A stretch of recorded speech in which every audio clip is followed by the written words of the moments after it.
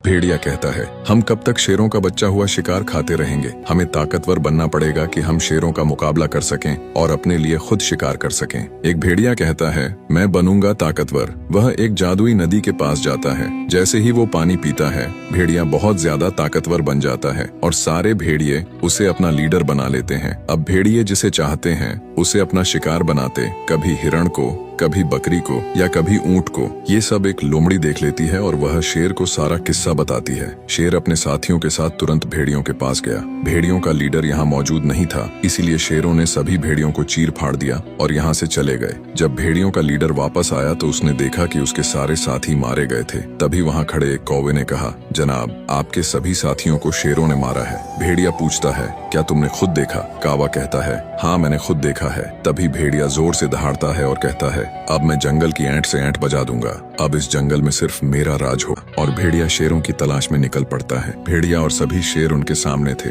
भेड़िया बोला, तुम सबने मेरे कबीले वालों को मारकर अच्छा नहीं किया, अब तुम मेरे हाथों मरोगे। भेड़िया और शेरों में जोरदार लड़ाई शुरू हो जाती है। भेड़िया सभी शेरों को घायल कर देता है। शेर का बच्चा यह सब देख रहा था और रोते हुए उनके पास आता है। शेरनी अपने बच्चे से कहती है, बेटा, बड़े होकर इस भेड़िए से हमारा बदला जरूर लेना। जख्मी शेर कहता है, बेटा, तुम यह जंगल छोड़कर चले जाओ। शेर का बच्चा अपने माता पिता से वादा करता है कि उनकी मौत का बदला जरूर लेगा। शेर का बच्चा जंगल के दूसरे कोने में चला जाता है। वहाँ उसकी दोस्ती एक बकरी से हो जाती है। बकरी अपने सभी बच्चों की तरह शेर के बच्चे को भी प्यार करती है और उसे अपना दूध पिलाती है। वहीं दूसरी तरफ जंगल के सभी जानवर भेड़िए से खौफ खाते थे। भेड़िया हर रोज किसी न किसी जानवर को चीर फाड़ कर खा जाता। जंगल में खौफ की फिजा फैल गई थी। तभी एक बंदर सभी जानवरों को इकट्ठा करके कहता है, काश आज शेर जिंदा होता तो वह हमें इस भेड़िए से बचाता। अब अल्लाह ही किसी को मसीहा बनाकर भेजे ताकि हम इस भेड़िए से बच सकें। शेर का बच्चा अब जवान हो गया था और उसे वो वचन आज भी याद था जो उसने अपने मरते हुए माता पिता से किया था। शेर बकरी के पास जाता है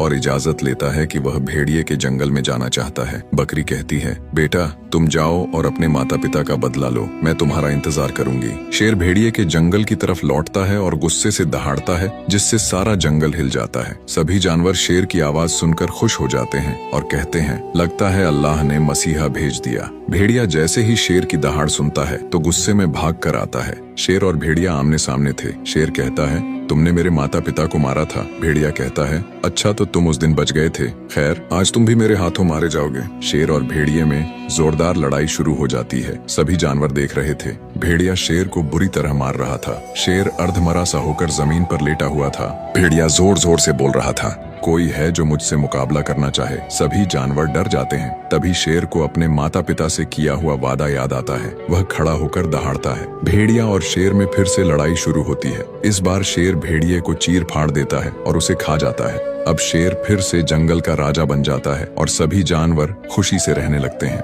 अगर आपको ये कहानी पसंद आई हो तो लाइक जरूर करें और ऐसी ही और फनी जंगल स्टोरीज देखने के लिए हमारे चैनल बच्चों की कहानियाँ को सब्सक्राइब करना मत भूलना। Thanks for watching. अगली कहानी में फिर मिलते हैं।